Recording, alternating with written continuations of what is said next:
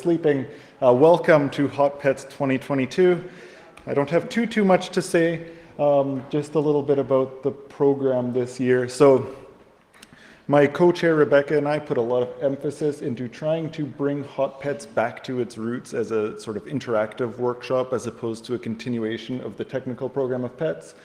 So we put a lot of focus on accepting things not because they were technically awesome, a lot of our submissions were, but because we thought that they had a high potential to produce thought-provoking discussions amongst the group. So keep that in mind. We're going to start with an invited talk, and we also have a keynote talk at the end, and then in the middle there's research, or there's contributed talks. The contributed talks are very much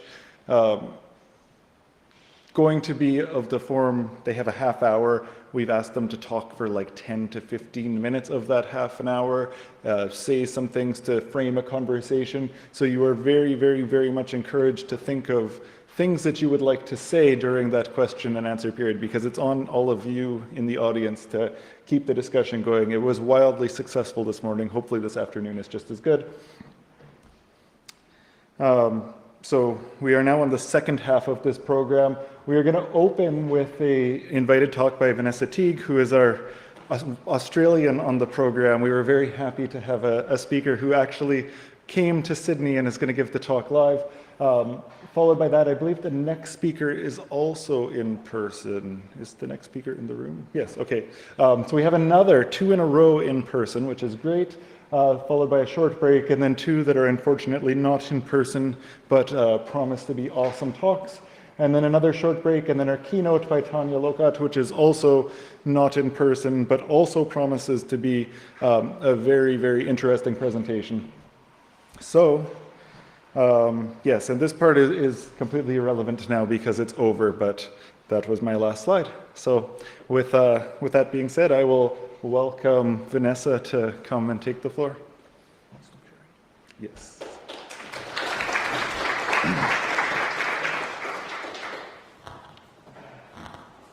Thanks, Ryan. Okay, I'm taking to heart this instruction about it being interactive and, back and forth. And I've even got my little computer set up here, so I think I should be able to see chat questions from the gather as well. So please, if you're either in the physical audience or in the virtual world, chat to me and ask me questions or say things as we go. Okay, my name is Vanessa Teague, and this project that I'm about to talk about has had great contributions from lots of people listed on the slide that you can see. The particular technical details in this particular talk are joint work with Chris Culmain. The project is called Right to Ask. It's an Australian project about encouraging Australians to get interested in, actively involved in parliamentary democracy. And since this is PETs, I'm going to talk primarily about the privacy aspects of the project, although there are heaps of other aspects of the project as well. So here's a summary of where we're going. First of all, I'm going to give an overview of what the project's about. Then I'm going to talk about the cryptographic tools, which I imagine are very familiar to some fraction of the audience. We're going to talk a little bit about the bulletin board. Then I'm finally going to get to talking about the privacy model, and then hopefully we can have some time for discussion at the end, although discussion is encouraged as we go as well. So here's what it's meant to be about. The idea is to allow people to ask and focus political questions, and to be able to upvote or downvote other people's political questions so that the most popular or most relevant questions bubble up to the top. So we've made up some examples for the purpose of this slide. And you can see that there's a few different roles for the app. One is just letting people write out a question. 2 is helping people to direct the question to the right parliamentarian or the right parliamentary committee or the most effective place that it can be asked. And the third thing is kind of upvoting other people's questions or downvoting other people's questions so that the most popular questions can be immediately evident to the parliamentarians who are supposed to be receiving and either answering or raising the question. So there's kind of two things that an MP is supposed to be able to do with the question. One is they're supposed to be able to answer it directly, and the other is they're supposed to be able to take it into a committee hearing or into question time or something and direct the question to somebody else. So two completely different things, actually. Maybe it's for the MP to answer, or maybe it's for the MP to raise and get somebody else to answer. So I've been working in voting for many years now, and there are things that we think we know how to do in electronic election verification. So Microsoft has recently released a crypto library which doesn't really it's not really intended to do anything radically innovative. It's really just intended to implement a series of tools that have been known in the community for a long time. It's called Election Guard, and it has a couple of things that I'm going to describe in a minute. It has very nice, simple, old-fashioned additive homomorphic encryption, which you can see is obviously going to be useful if some people are voting +1 and some people are voting 0. We can add them all together. We can add everybody's votes together and decrypt the aggregated total without ever decrypting any individual votes. It has threshold key generation and distributed decryption in a clever way so that the key is never recombined. And it has a variety of zero-knowledge proofs that allow the administrator of the election to prove that all of this computation on encrypted data is being done correctly.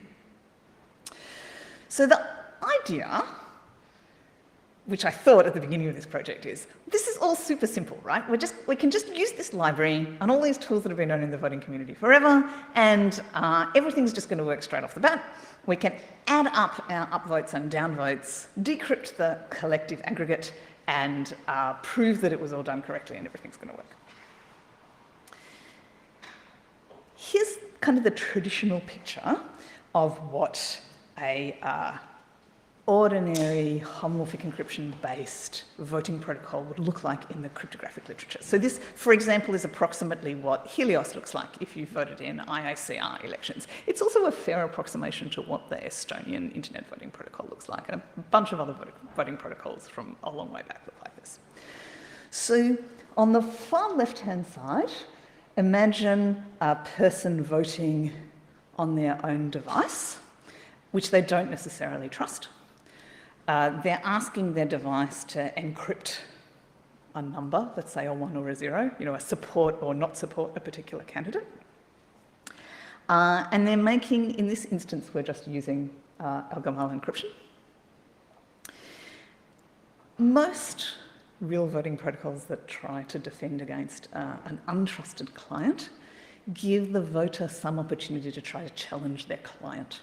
And some kind of opportunity to get some kind of a proof, usually by querying via another device, some kind of a proof that the ciphertext that they asked for, that the plain text they asked for is properly encoded in the ciphertext that was made.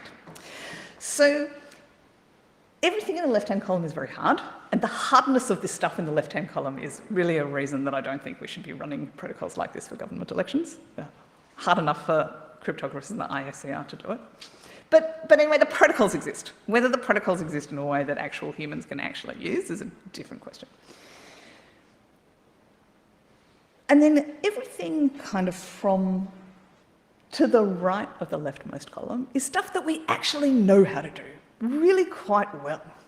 We know how to put votes on a public bulletin board.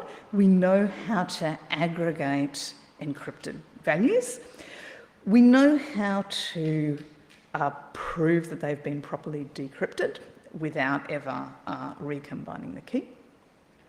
And then we know how to produce a sum that everybody can have confidence in. So I don't necessarily believe anything in the leftmost column, and I don't necessarily believe that we have a good way for voters to make sure that they've made the vote they want to make from an untrusted device. But if you're kind of willing to let that bit slide, we kind of know how to do everything from the blue line onwards.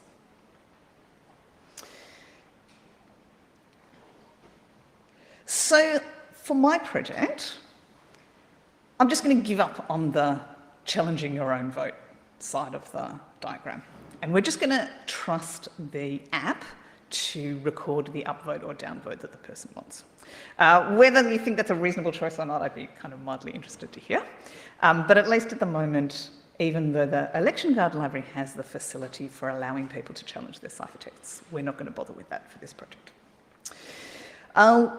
We also don't have serious voter authentication because Australia doesn't really have that anyway.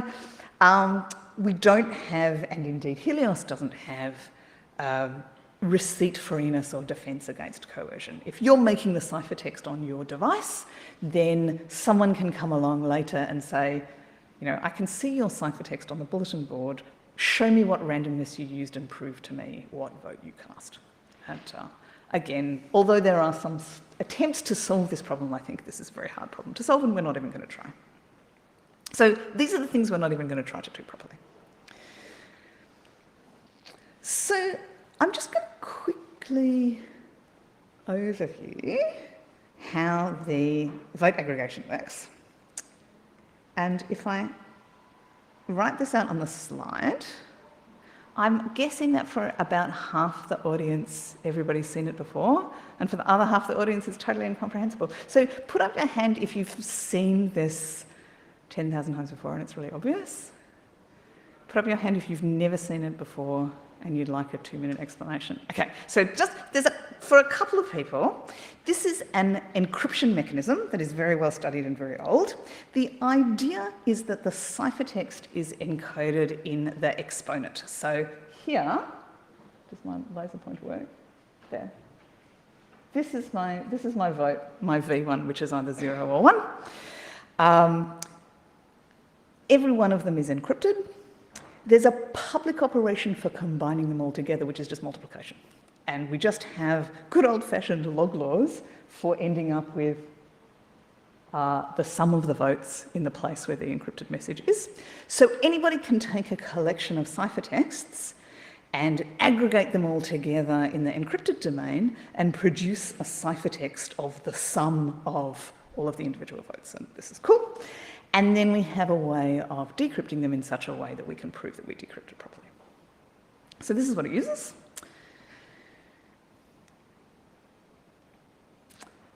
We also have a bulletin board, which again is part of our repo and again is a thing that has been in the literature for a long time, not claiming that it's brilliant or particularly original, but it exists.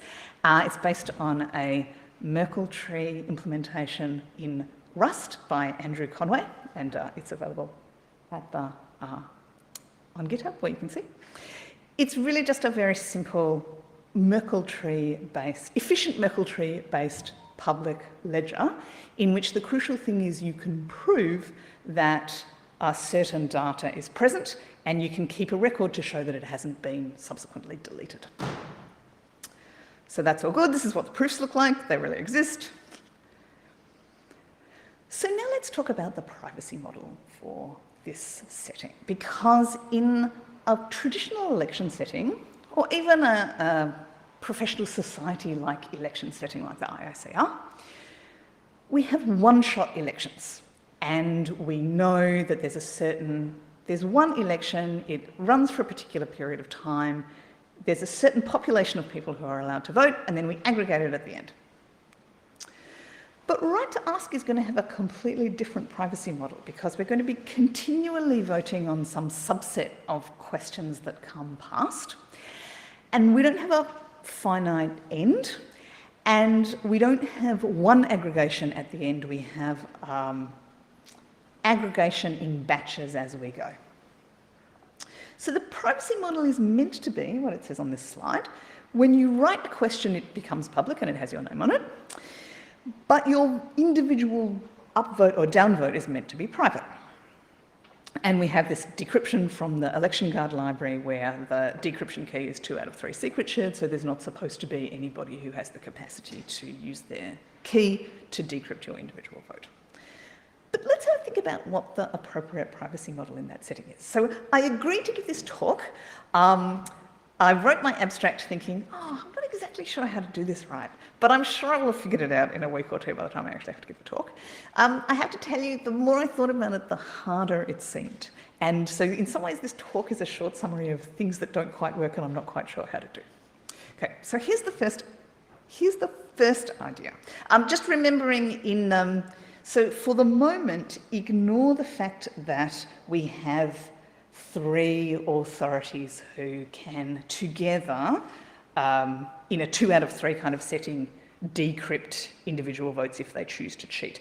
There's actually another paper which is joint work with Orpheus Litos and Agelos Kiaias, which talks about sharing around that responsibility and getting different members of the community to act in that role. But leave that aside for a minute and just think about this idealised kind of picture of a public list of ciphertexts and an aggregate that gets decrypted. So this is actually different from ordinary elections. There are some things that count in our favour, the greatest of which is the main reason I'm doing the project at all, is that really it's a lot less important than real elections, and the implications of privacy breach are just a lot less serious. So maybe you just don't care that much. That's the first thing. The second thing is that, unlike real elections, a little bit of perturbation might be acceptable. So we're not in this context trying to figure out whether 50.01% of people voted one way and 49.9% of people voted the other way. We're just trying to figure out what the top 10 list of most popular questions on any given day is. So maybe we don't care that much if the order gets slightly rearranged or if the relative popularities of different votes are slightly perturbed. So on the one hand, that's good. On the other hand, what's bad for us is that we don't wait until we get to the end and everybody's voted and then decrypt. We really, in order for the system to be useful, we need to have a kind of Stack Overflow-like or Reddit-like kind of ongoing tallying happening so people can see what else is popular and decide whether they would have upvoted or downvoted or not. So we need to decrypt in small batches as we go rather than in one big batch at the end.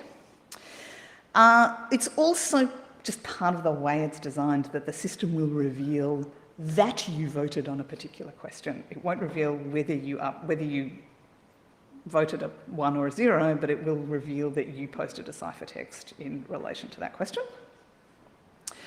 And also this kind of ongoing nature of the interaction makes a lot of the usual kind of privacy analysis and privacy guarantees hard. Right? We don't know how many more votes a person's going to cast as they go, and we don't know what their fraction of upvoting or downvoting is going to be. Okay, so here are 4 plans of varying levels of working versus being acceptable. So this one I know how to do. Suppose we just don't do anything, we just do it anyway. Right? Pick a big batch, decrypt in the batch, and publish the answer. So in the absolute best case, if we let P be the fraction of overall votes that are ones, supposing they're ones and zeros, then the probability that they're unanimous is at least this expression that I've written here, which is dead obvious, and it's probably going to be worse than that actually, because this assumes that they're all independently distributed when in fact they're probably highly correlated. So we've got some probability that it's unanimous, that any one batch is unanimous, and we know that if somebody participates regularly in a variety of different batches, then sooner or later they're going to end up in a unanimous batch, or probably several unanimous batches. So this is kind of option 1, is we say, well, we're just going to do it anyway. Okay, option 2 is we add some random padding bits before we decrypt. So let's say we take R uniformly and independently generated random bits and we add a batch of them on at the top. So effectively a sort of random vote from, let's say, from the same tallying authorities that are already holding the decryption key. And then we tally the batch of real votes plus the R random votes. And it doesn't really mess with verifiability because everybody gets the decryption of T plus R over 2, And then everybody can subtract off R over 2, and we don't alter the average, although we might mess with the relative popularities of certain votes a little bit. On the average, we don't change anything, and that's better. So that's better. It's not perfect. So you can, if you do the analysis, you can see it's epsilon delta differentially private, but with a non-negligible delta. So the delta here relies on, the reason that there's a non-zero delta is that you can still get unanimity. So you can obviously still have it the case where everybody upvoted it, and also all of the random bits happened to turn out to be 1, and so then the adversary can immediately see that everybody upvoted it. So it doesn't take the unanimity risk away, it just makes it a little bit less likely. Okay, so that's plan B. Plan C, which is really the proper way to do it, is to apply the Laplace mechanism on each question, which is this very, very classical, correct, differentially private thing. And if you choose some random noise from this distribution in a verifiable way, you can prove that the resulting tally is differentially private with 0 delta and with whatever level of epsilon you choose in the spread of the Laplace distribution. So this seems nice, but then it's a little bit of a challenge to think about how to do that in a verifiable way.